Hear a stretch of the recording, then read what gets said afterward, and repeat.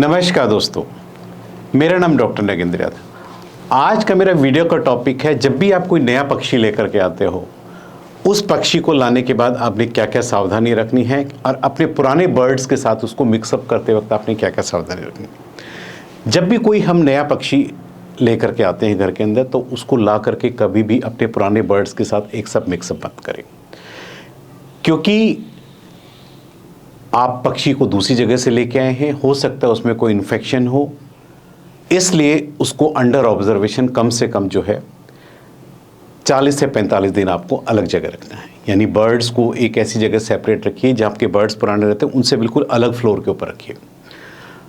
आपने बर्ड्स की क्या क्या केयर करनी है, मतलब आपने ये नहीं कि खाली ला करके अलग ही रखना है।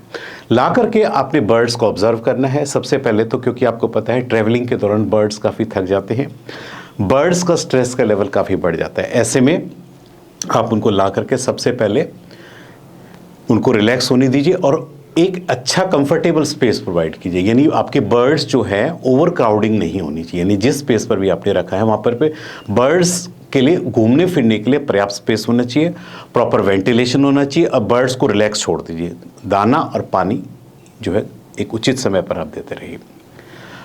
आपने पहले 7 से 8 दिन क्या करना है, उन बर्ड्स को जो आप लेकर के आए हो, सिर्फ पीने के पानी में आपने कोई एंटीबायोटिक नहीं लगाना। क्योंकि देखिए, एंटीबायोटिक हम बर्ड्स में जब देते हैं जब बर्ड्स बीमार हो। हम ये मान के चलते हैं कि हमारे बर्ड्स बिल्कुल ठीक है, केवल ट्रैवलिंग के दौरान इनको थोड़ा सा ट्रैवलिंग सिकनेस होगी, तो ऐसे में केवल हम उनको जो है मल्टीपल विटामिन जो है पीने के पानी में 6 से 7 दिन दे सकते हैं, ताकि बर्ड्स थोड़ा सा बूस्टअप हो जाए, फ्रेश हो जाए। उसके लिए हमारे पास जो है मल्टीपल विटामिन के लिए हम क्या है उसको सिंपल विमरॉल सिरप 6 से 7 दिन 1 ml 1 लीटर पानी के हिसाब से अपने बर्ड्स को पीने के पानी दे दीजिए। 7 दिन देने के बाद आपने करना है क्या है, बर्ड्स को फिर से 4 दिन आपने उसको प्लेन पानी में आप उसको लगा दीजिए। प्लेन पानी देने के बाद अब आपने करना क्या है, उसके बाद आपने बर्ड्स को देखना है कि बर्ड्स की बॉडी पे कोई माइट्स या लाइस तो नहीं है, क्योंकि आप दूसरी जगह से बर्ड्स लेकर के आए हो। अगर कोई माइट्स या लाइस उसकी बॉडी पे है या नहीं, माइट्स या लाइस का इन्फेक्शन जब भी आता है दूसरे फ्लॉक के अंदर से आता है, क्योंकि आपके बर्ड्स ऑलरेडी बिल्कुल फिट है। लेकिन एक पॉसिबिलिटीज़ ये रहती है कि जो आप दूसरा कबूतर खरीद के लाए उसमें इस तरह की पॉसिबिलिटीज हो सकती है। तो ऐसे में अपने उन जो सभी बर्ड्स नहीं लेकर आए हो उनका एक बार जो है आप उसको डिपिंग आप कर दीजिए। यानी उनके शरीर में यदि कोई माइट्स या लाइस है तो आप एक बाल्टी के अंदर 10 लीटर पानी लेकर के उसमें 1 ml जो है ब्यूटॉक्स डाल करके या 1 ml रिड डाल करके आप अपने बर्ड्स को डिप कर दीजिए।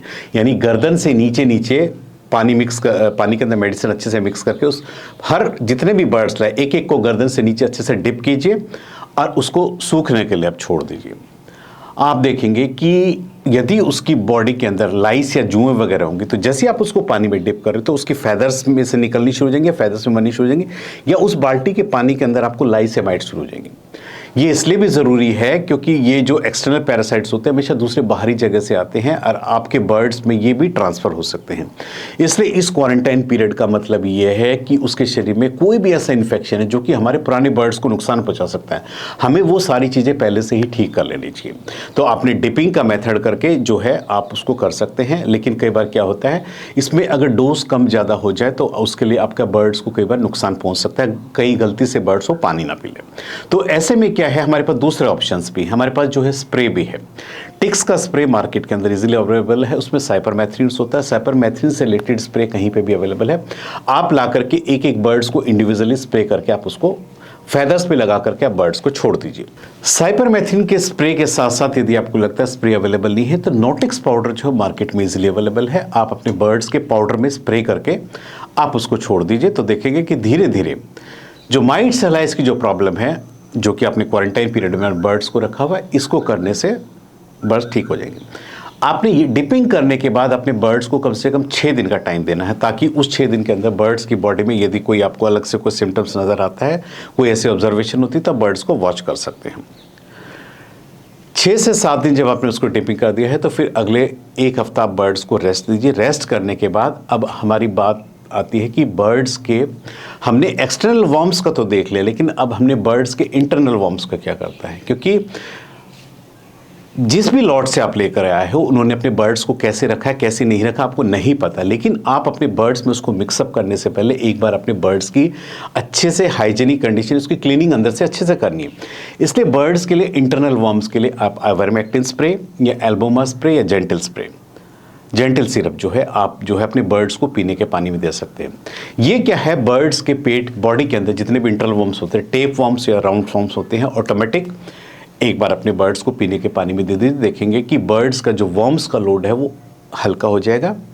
अगर कोई एक्स्ट्रा वर्म्स है तो ऑटोमेटिक उसकी बीट के रास्ते में निकल जाएंगे।